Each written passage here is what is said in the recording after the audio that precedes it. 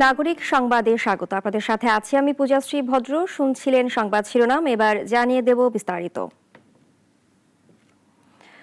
জুলাই ঘোষণাপত্র ও নির্বাচনের সময় ঘোষণা করায় স্বাগত জানিয়েছে বিএনপি। প্রধান উপদেষ্টার বক্তব্যের পর গুলশানে সংবাদ সম্মেলনে দলটির পক্ষ থেকে প্রতিক্রিয়া এসব জানান দলটির মহাসচিব। আর সংস্কারের যেসব বিষয় ঐকমত্য হয়েছে তা নির্বাচিত সরকার বাস্তবায়ন করবে, এটাই সাংবিধানিক প্রক্রিয়া বলেও জানান দলটির নেতারা। মঙ্গলবার মানিক মিয়া এভিনিউতে জুলাই ঘোষণাপত্র ও পরে জাতির উদ্দেশ্যে ভাষণে আগামী জাতীয় নির্বাচনের সময় ঘোষণা করেন প্রধান উপদেষ্টা ডক্টর মোহাম্মদ ইউনূস। এর প্রতিক্রিয়া জানাতে গুলশানে বিএনপির সংবাদ সম্মেলন। বিস্তারিত জানান বিএনপি মহাসচিব ও দলটির নেতারা। নির্বাচনের সময় ঘোষণা হওয়ায় স্বস্তি প্রকাশ করে মির্জা ফখরুল বলেন, এটা জনগণের চাওয়া, বিএনপিও তা চায়। নির্বাচন ছাড়া অন্য কোনো প্রক্রিয়ায় ক্ষমতা হস্তান্তরে বিশ্বাস করে না বিএনপি। বিএনপি মনে করে এই ঐতিহাসিক ঘোষণা বাংলাদেশে রাজনৈতিক অচলাবস্থা কাটিয়ে উঠবে এবং গণতন্ত্রের উত্তরণের পথকে সুগম করবে। বিএনপি মনে করে এই নির্বাচন সুষ্ঠু, অবাধ, নিরপেক্ষ ও সকলের কাছে গ্রহণযোগ্য করার জন্য সরকার ও নির্বাচন কমিশন সকল ব্যবস্থা গ্রহণ করবেন। জুলাই ঘোষণাপত্র এবং নির্বাচনের সময় ঘোষণা হওয়ায় বেশ কিছু রাজনৈতিক দল হতাশা ব্যক্ত করেছেন। এমন বিষয়ে সাংবাদিকরা জানতে চাইলে বিএনপি মহাসচিব বলেন, তারা সব সময় হতাশ হন। যারা হতাশ হয় তারা সারা জীবনে হতাশ থাকে। আমরা সব গোটা জাতি মনে করে অতি দ্রুত একটি নির্বাচন একমাত্র এখন পথ, যা দিয়ে আমরা বর্তমান রাজনৈতিক সংকট থেকে উত্তরণ করে গণতন্ত্রে উত্তরণ ঘটাতে পারি। আর সংস্কারের বিষয়ে এক প্রশ্নের জবাবে দলটির নেতারা বলেন, প্রধান উপদেষ্টার বক্তব্যে সংস্কার বিষয়ে যা বলা হয়েছে সেটাই সাংবিধানিক প্রক্রিয়া।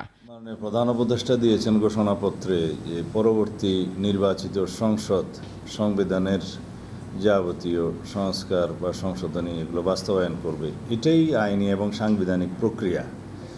এর বাইরে অন্য কোনো প্রক্রিয়ার কথা আমাদের জানা নেই। আইন শৃঙ্খলা নির্বাচন করার পক্ষে বলেও জানিয়ে বিএনপি নেতারা বলেন, নির্বাচনের ডামাডোল শুরু হয়ে গেলে সব ঠিক হয়ে যাবে। রাশেদুল কাদির, নাগরিক, ঢাকা। রাজনৈতিক দলগুলোর মধ্যে বিভেদ থাকবে, তবে জাতীয় স্বার্থে সবাইকে ঐক্য ধরে রাখার আহ্বান জানিয়েছেন বিএনপির ভারপ্রাপ্ত চেয়ারম্যান তারেক রহমান। পল্টনের বিজয় র্যালি পূর্ব সংক্ষিপ্ত সমাবেশে এসব কথা বলেন তিনি। অন্ধকার থেকে আলোর পথে যাত্রার সুযোগ এসেছে জানিয়ে তিনি গণতান্ত্রিক দলগুলোকে এগিয়ে আসার তাগিদ দেন। জুলাই গণ অভ্যুত্থানের মাসব্যাপী কর্মসূচির শেষ দিনে পল্টনে সংক্ষিপ্ত সমাবেশ ও বিজয় র্যালির আয়োজন করে বিএনপি। আর কর্মসূচিকে ঘিরে সকাল থেকেই সমাবেশস্থলে ঢাকাসহ আশপাশের নেতাকর্মীরা জড়ো হন। সংক্ষিপ্ত সমাবেশে বিএনপি নেতারা অভিযোগ করে বলেন, নির্বাচনের সময় ঘোষণা হওয়ায় ষড়যন্ত্র শুরু হয়েছে। আজকে আমরা সেই শপথ গ্রহণ করি যে আমরা বাংলাদেশকে সত্যিকার অর্থেই একটা সুখী সমৃদ্ধ বাংলাদেশ গড়ে তুলব, গণতন্ত্রের রাস্তায় হাঁটবো। আমরা সকল গণতান্ত্রিক শক্তির ভিতরে কোনো বিভেদ চাই না। যারা বিভেদ সৃষ্টির চেষ্টা করছে তারা বাংলাদেশের পক্ষের শক্তি না। যারা নির্বাচনের বিপক্ষে কথা বলছে তারা বাংলাদেশের পক্ষের শক্তি না। প্রধান অতিথির বক্তব্যে লন্ডন থেকে ভার্চুয়ালি বিএনপির ভারপ্রাপ্ত চেয়ারম্যান বলেন, দীর্ঘদিন ফেসিবাদ থেকে মুক্ত হয়ে এখন একটা নতুন সুযোগ এসেছে, এ সুযোগ কাজে লাগাতে হবে। আজকের এই মিছিল অন্ধকার থেকে বেরিয়ে আলোর পথে যাত্রা। তবে প্রিয় ভাই বোনেরা, প্রিয় দেশবাসী, তবে এ যাত্রা কিন্তু খুব সহজ নয়। ফ্যাসিবাদ, উগ্রবাদ, চরমপন্থা যাতে আলোর পথে অন্ধকারের রেখা টেনে দিতে না পারে, এই ব্যাপারে গণতান্ত্রিক আমি জনগণকে, গণতান্ত্রিক আমি বাংলাদেশের প্রতিটি ভাই বোনকে আমি সদা সতর্ক থাকার আহ্বান জানাই। গণতন্ত্রের স্বার্থে সব রাজনৈতিক দলগুলোকে বিভেদ ভুলে যাবার আহ্বান জানিয়ে তারেক রহমান জানান, সবাই মিলে গণতন্ত্র প্রতিষ্ঠিত করতে হবে, যাতে এদেশে আর কখনো ফ্যাসিবাদের উত্থান না হয়। বিভিন্ন ইস্যুতে আমাদের মধ্যে ভিন্ন ভিন্ন মতভেদ থাকবে, কিন্তু সেই ভিন্ন মত নিরসনে আলোচনা হবে। তবে জাতীয় ইস্যুতে গণতন্ত্রের পক্ষের রাজনৈতিক দলগুলোর মধ্যে যাতে মুখ দেখাদেখি বন্ধ না হয়, সেই লক্ষ্যে জাতীয় স্বার্থে আমাদের সকলকে ঐক্য ঐক্যবদ্ধ থাকা প্রয়োজন প্রয়োজন এবং প্রয়োজন। বক্তব্য শেষে বিএনপির এ শীর্ষ নেতা বিজয় র্যালির উদ্বোধন করেন, যা পল্টন থেকে শুরু হয়ে নাইটেঙ্গেল মোড় হয়ে পুরানা পল্টন দিয়ে প্রেস ক্লাবের সামনে থেকে মৎস্য ভবন হয়ে শাহবাগে গিয়ে শেষ হয়। রাশেদুল কাদির, নাগরিক, ঢাকা।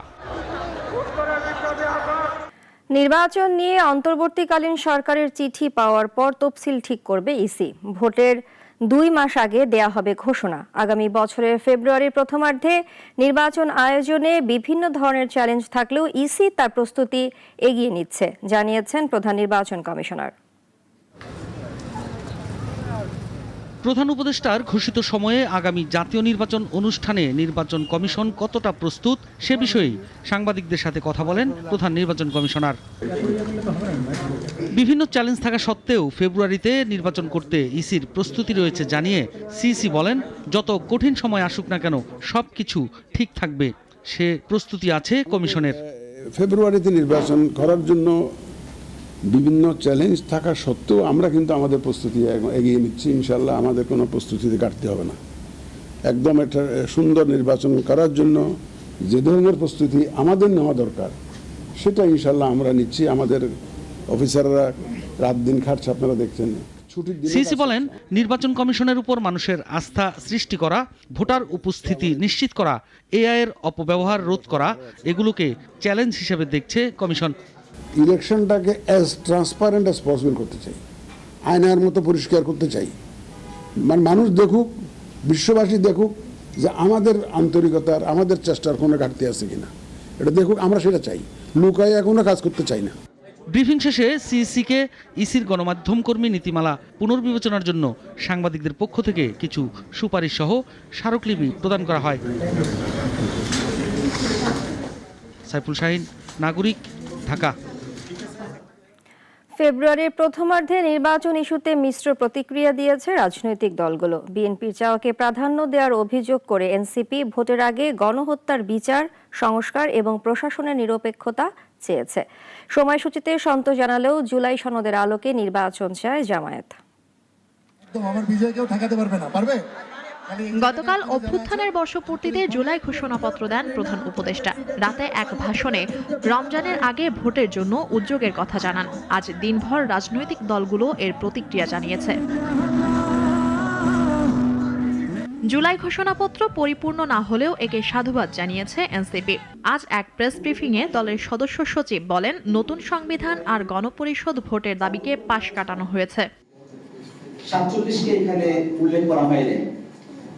আমরা মনে করি যে বাংলাদেশের এই ভূখণ্ডের এবং সার্বভৌম রাষ্ট্র পাওয়ার পেছনে 47, 71 এবং আমাদের 24-এর 4 দল, তার সকল কিছুর একটি সম্মিলন এই ঘোষণাপত্রকে আরো সমৃদ্ধ করতে পারত।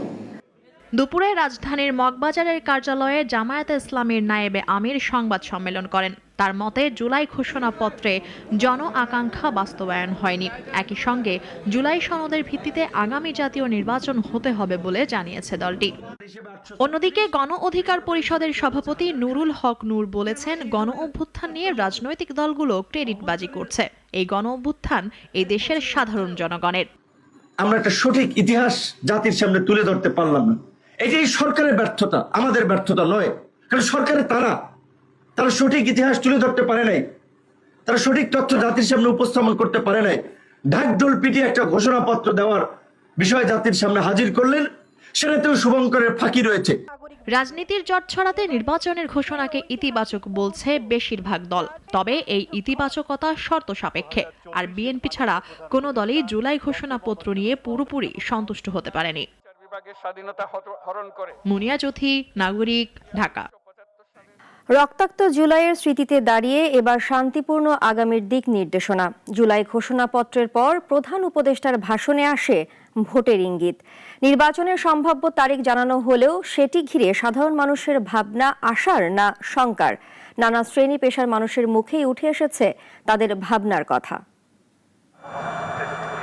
ঘোষণাপত্রে জনগণের চাওয়া পাওয়ার প্রতিফলন অন্তর্বর্তী সরকারের প্রধান উপদেষ্টার ভাষণ টানল দীর্ঘ এক রাজনৈতিক অস্থিরতার রেখা। আগামী রমজানের আগে 2026 সালের ফেব্রুয়ারি মাসে জাতীয় নির্বাচন অনুষ্ঠানের আয়োজন করেন।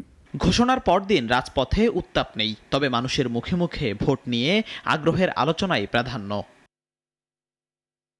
বক্তব্যে আশাবাদ খুঁজে পেয়েছেন কেউ কেউ, তবে সম্ভাব্যতার আশ্বাসে নয়, নিশ্চয়তার ভাষা চান অনেকেই। বিশেষ করে তরুণ ভোটারদের কণ্ঠে রয়েছে অংশগ্রহণমূলক নির্বাচনের দাবি।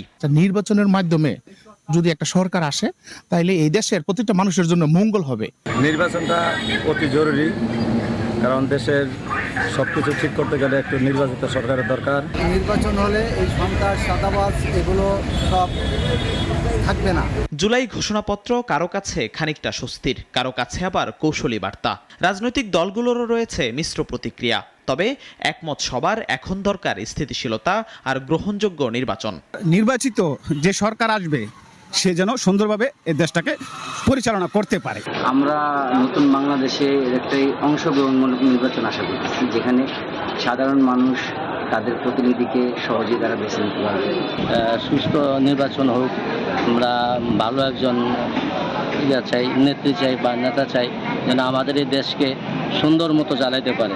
ভোটের সময়সূচি এখনো আনুষ্ঠানিক নয়, তবু ঘোষণার পর মানুষের চোখ এখন নির্বাচন ঘিরে পরবর্তী সিদ্ধান্তের দিকেই। জুলাই থেকে অগাস্টে ঘোষণা থেকে স্থায়ী বাস্তবায়নে পথটা ততটাও মসৃণ নয় বলে মনে করছেন সংশ্লিষ্টরা। জিহাদুল ইসলাম, নাগরিক, ঢাকা। সবার সামনে জুলাই অভ্যুত্থানে রংপুরের শিক্ষার্থী আবু সাইদ হত্যার ঘটনায় মানবতা বিরোধী অপরাধের বিচার শুরুর পথে এগিয়েছে। আসামিদের অব্যাহতির আবেদন নাকচ করে বিচার কাজ শুরুর আদেশ দিয়েছে আন্তর্জাতিক অপরাধ ট্রাইব্যুনাল ২।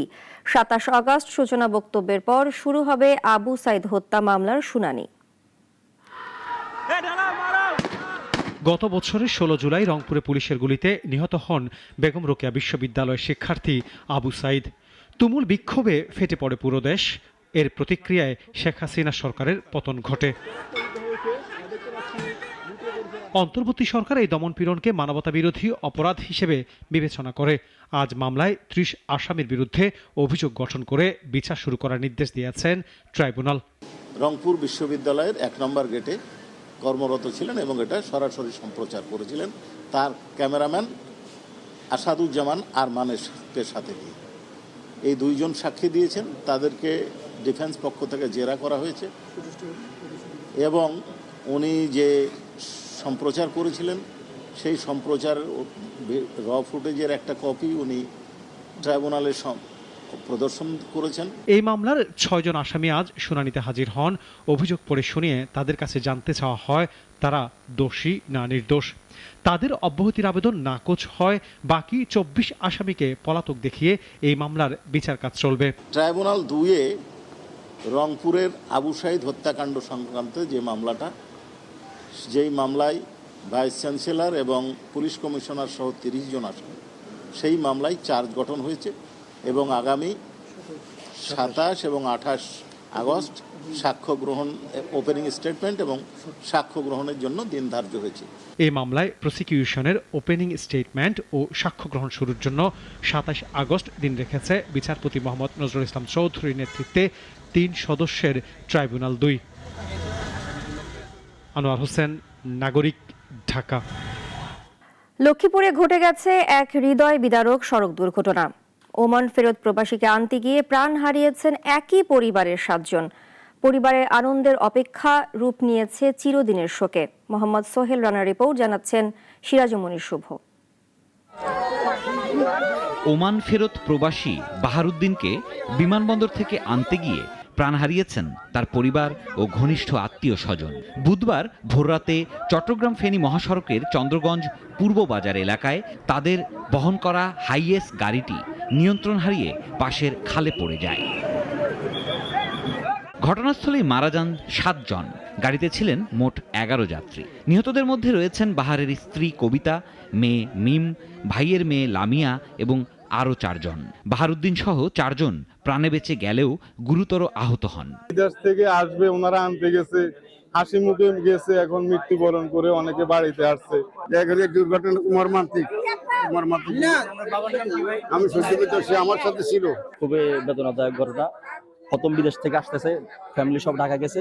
দুর্ঘটনায় বেঁচে ফিরেছেন ওমান প্রবাসী বাহারুদ্দিন, তবে প্রাণে বাঁচলেও হারিয়েছেন কাছের সবাইকে। জানালেন কেমন ছিল সেই মুহূর্ত। আমরা পড়ার পরে তারে গাড়ির নৌকার মতন বাসতেছে, গাড়ির ভিতরে পানি আসতেছে না। আমি সবারে ধরে রাখছি, তারে বলতেছি তুমি গাড়ির লক খুলে দাও, আমরা গাড়ি থেকে দরজা খোলার সাথে সাথে একজন এক জায়গাতে বাইরে যাবে, সমস্যা নেই। সে কি করছে, গাড়ির গ্লাস খুলে সে নিজে বাইরে গেছে। তারপরে আমি এখন নিজে একটা ছোট গ্লাস আছে, আমি হাতে এটা খোলার পরে আমি নিজে বাইরে আসি। এখন আমার ওয়াইফরে টানি, সে তার বাচ্চারে ধরে রাখছে। আমার বড় ভাবিরে টানি, সে তার বাচ্চারে ধরে রাখছে। মেজো ভাবি বাইরে এসে তার বাচ্চা ভিতরে রয়ে গেছে। আমার মারে টানতেছে, আমার মা তার মারে ধরে রাখছে, আমার নানুরে। বাস এই 6 জনটা আমি আর বাইর করতে পারিনি। এমন হৃদয় বিদারক ঘটনা এলাকায় আগে দেখেনি কেউ। পুরো গ্রাম আজ শোকে স্তব্ধ। চালকের চোখে ঘুম নিয়ে গাড়ি চালানোই দুর্ঘটনার অন্যতম কারণ ছিল বলে জানান বেঁচে ফেরারা। ঘুমো, আমি চালাইছি তারে, এই গাড়ি ডাইনে যা, তুই ব্রেক কর কইছি আর যারুয়া। হ্যাঁ কি ইল্লা ও বাবা রে, কই গাড়ি ইয়া কুলি হানি লাপি চলে গেছে, গাড়ি টানছে, ঠিক আছে না, যে লাইনের নামছে এই লাইন টানছে। তাদের বিদায়ে চোখের জল সংবরণ করতে পারছেন না কেউই। নিহতদের মরদেহ পৌঁছালে কান্নায় ভেঙে পড়ে পুরো গ্রাম। ধারণা করা হচ্ছে যে ড্রাইভারের চোখে ঘুম ছিল, এই কারণে গাড়ি নিয়ন্ত্রণ হারিয়ে খালের ভিতরে পড়ে যায়। পুরুষ সদস্য যারা ছিল তারা জানলা দিয়ে, অর্থাৎ হায়েস গাড়ির জানলা দিয়ে কোনো রকমে বেঁচে ফিরতে পেরেছে। মহিলা এবং শিশুরা বের হতে পারেনি। দুর্ঘটনার তদন্ত শুরু করেছে প্রশাসন। ঘটনাস্থল থেকে উদ্ধার কার্যক্রমে অংশ নিয়েছে ফায়ার সার্ভিস ও হাইওয়ে পুলিশ। সিরাজুম মনির, শুভ, নাগরিক। ই-কমার্স প্ল্যাটফর্ম পিকাবুর সঙ্গে যৌথভাবে নতুন 2টি ব্র্যান্ডেড ক্রেডিট কার্ড চালুর ঘোষণা দিয়েছে ইস্টার্ন ব্যাংক ও মাস্টার কার্ড। নতুন কার্ডে থাকছে আকর্ষণীয় শপিং ডিসকাউন্ট, ভ্রমণের সুবিধা ও প্রিমিয়াম লাইফস্টাইল রিওয়ার্ড। কার্ড দুটি হলো EBL Peekaboo titanium Mastercard এবং EBL Peekaboo world Mastercard. প্রযুক্তি নির্ভর ও ডিজিটাল জীবনধারায় অভ্যস্ত ভোক্তাদের জন্য তৈরি এই কার্ড দুটি আনা হয়েছে নানা ধরনের সুবিধা ও অফার নিয়ে। দৃষ্টি কেড়ে নেওয়ার মতো এক ঝকঝকে ভার্টিক্যাল ডিজাইন সহ উভয় কার্ডই রয়েছে পিকাবু ব্যবহারকারীদের জন্য বিশেষ সুবিধা।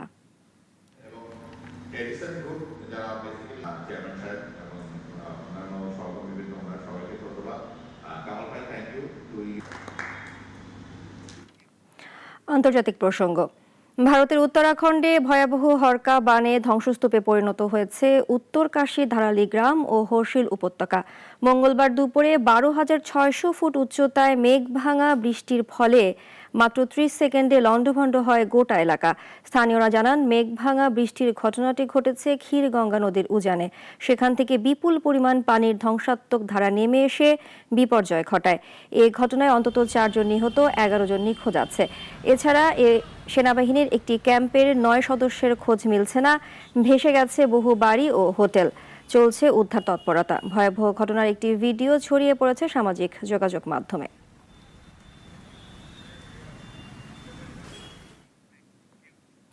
এখন এ পর্যন্তই। নাগরিকের খবর ও অন্যান্য সব আয়োজন দেখতে চোখ রাখুন আমাদের ওয়েবসাইট, ইউটিউব ও ফেসবুকে। ধন্যবাদ সবাইকে।